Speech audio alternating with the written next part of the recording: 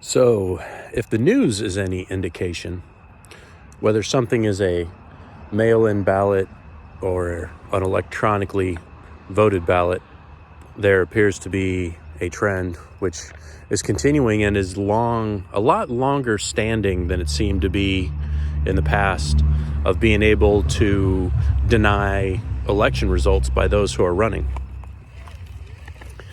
It's interesting that if you win, there doesn't seem to be any problem with the results, but when you lose, then all of a sudden there is a problem with the results.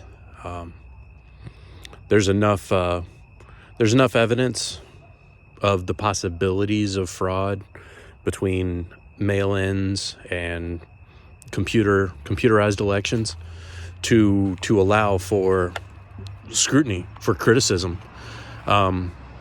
If it goes past being able to trust your supervisor of election, or when a little piece of tape is across the thing that says this machine has not been tampered with, then you don't have anything. If something can't go through to the governor to have them sign off and certify, if a county can't sign off and certify an election result and have it be respected, then you don't have anything there either. You don't have respect for that law.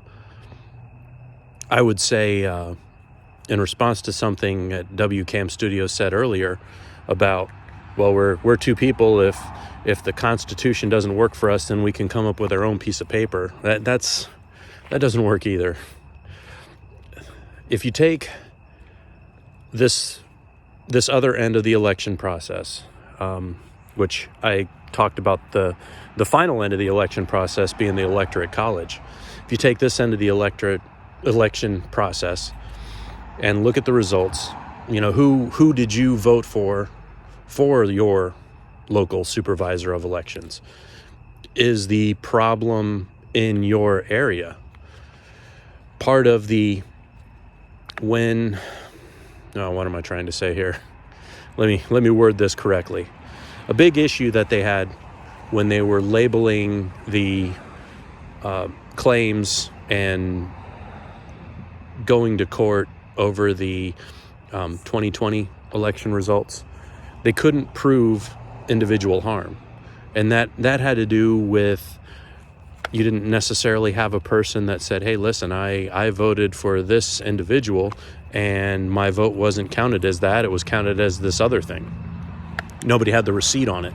It wasn't worded correctly, or the complaint was posted by someone who wasn't the harmed or injured party. So it ended up not being a case that could hold water. It couldn't be heard. It's an interesting situation, and more so an interesting situation of the people that are participating in it, that is the people that are running for office, that are more than willing to go ahead and promote chaos at the cost of what they have going on, irrespective of the law. I disagree that 5 of us could sit down and come up with a better document than the Constitution. It's not bad, and the Magna Carta is not bad either.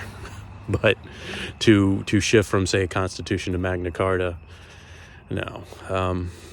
I will say, and this is something in response to Reward Audacity, when he was talking about how an election needs to all occur on a certain day at a certain time.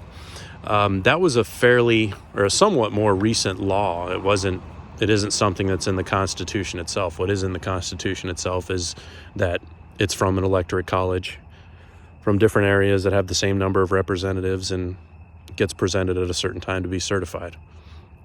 It's a pretty good system, and it's also I believe it's a system that prevents coups or other issues like what may or may not have been going on in January 6th. I mean, you take a place like another country where they don't have as durable of a system, and a situation like that could end up being a lot worse than what it turned out to be. Unless, of course, you're of a mind that doesn't think that there was anything to the January 6th thing, and there's no issues there, and there's nothing to it, and it's all big made-up conspiracy by the FBI and the Democrat Party. All right, catch you all in the next video.